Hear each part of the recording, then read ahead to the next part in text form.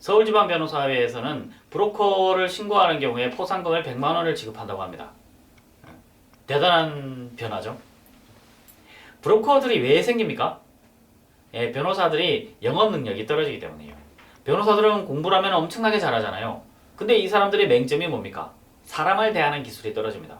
너무 오랜 기간 동안 고시원에서, 골방에서 또는 독서실에서 너무 오랫동안 공부를 하다 보니까 사람을 대하고 그 사람들의 마음을 읽어서 그 사람들의 마음을 치유해주는 능력이 떨어지는 거예요. 근데 사무장들은 사법시험 같은 거 안 붙었습니다. 그런 쓸데없는 짓을 하지 않아요. 오히려 사람을 공부하고 사람의 마음을 읽고 그 사람을 포근하게 할 수 있는 뛰어난 능력이 있는 거죠. 그래서 사건 사무장들은 그 사람들의 아픈 곳을 잘 다독여줍니다. 의뢰인 입장에서는 어떻습니까? 변호사는 에헴 하고 앉아가지고 타이핑이나 하고 있고 글이나 쓰고 있고, 그 사무장은 오셨습니까? 따뜻하게 대해주잖아요. 누가 더 정감이 갑니까? 사무장이 더 정감이 갑니다. 그래서 사건 사무장이라는 형태가 생겨나는 거예요. 사무장은 술도 잘 마십니다. 술장은 진정한 아픔을 다해주고 사건 현장에도 찾아갑니다. 뭐 사고가 났다, 또는 뭐 어떤 부동산 문제가 있다, 땅까지 다 가봅니다. 그러니까 사무장이 현장에 가서 의뢰인과 접촉하는 시간이 훨씬 많고 그 사람의 아픔을 훨씬 더 많이 보듬어 주죠.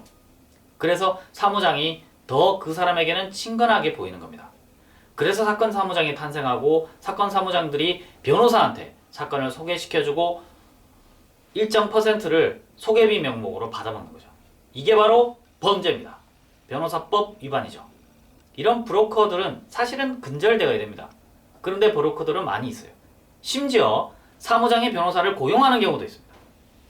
허수아비 변호사를 대표 변호사로 세워놓고, 그죠? 밑에 지금 로스쿨 나온지 또는 사법연수원에서 나온지 얼마 안 된 그런 변호사들을 고용해놓고 사무장이 서면을 다 쓰고 사건을 유치하면서 변호사들을 출석만 시키는 그런 브로커 사무실도 있다고 합니다. 뭐 실제로 제가 소문도 좀 들었어요. 그런데 이런 브로커를 신고를 하면은 포상금을 지급한다고 합니다. 근데 그 포상금 지급 액수 100만 원 좀 적은 것 같습니다. 좀 더 쓰시죠, 회장님. 제 생각에는 필요한 것 같아요. 이 브로커가 얼마나 병폐가 있냐 하면은 변호사들이 이 브로커한테 고용되는 효과가 생길 뿐 아니라 이 변호사들이 길을 못 씁니다. 길을 못 펴니다. 길을 못 펴고 변호사한테 고용돼서 자기는 사건을 유치할 능력이 없으니까, 그래서 사무장한테 잡혀가지고 평생을 살게 돼요. 그래서 어떤 변호사님은 요 기사에 인용된 거 보면은 사무장한테 뭐 얼마 떼주고 나니까 사무실 운영이 제대로 되지 않아서 아예 독립적으로 사무장 없는 대로 내가 독립해서 나왔다, 이런 어떤 변호사님의 고백도 있습니다. 그만큼 우리가 사무장한테 휘둘리는 이런 변호사가 되어서는 안 되는 거예요.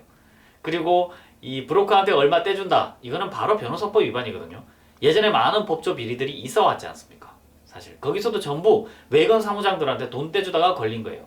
이 외건 사무장, 이건 실제로는 사건을 소개시켜주는 사람들인데 이 지방 유지들 또는 하여튼 브로커로 활동하는 이런 사람들이 근절이 돼야 됩니다. 그렇지 않으면 이 법조 사회가 정화가 되지 않아요. 또 그런 사람들은 사건을 몰아주기 위해 가지고 되게 노력하다 보니까 그 변호사님의 실력이나 이런 걸 또 따지지 않아요. 사건을 몰아주기만 하면 나한테 돈이 떨어지니까 의뢰인의 일이 어떻게 되든지는 크게 또 신경 안 쓰는 경향이 생길 수 있습니다. 그래서 좀 문제가 될 수 있어요.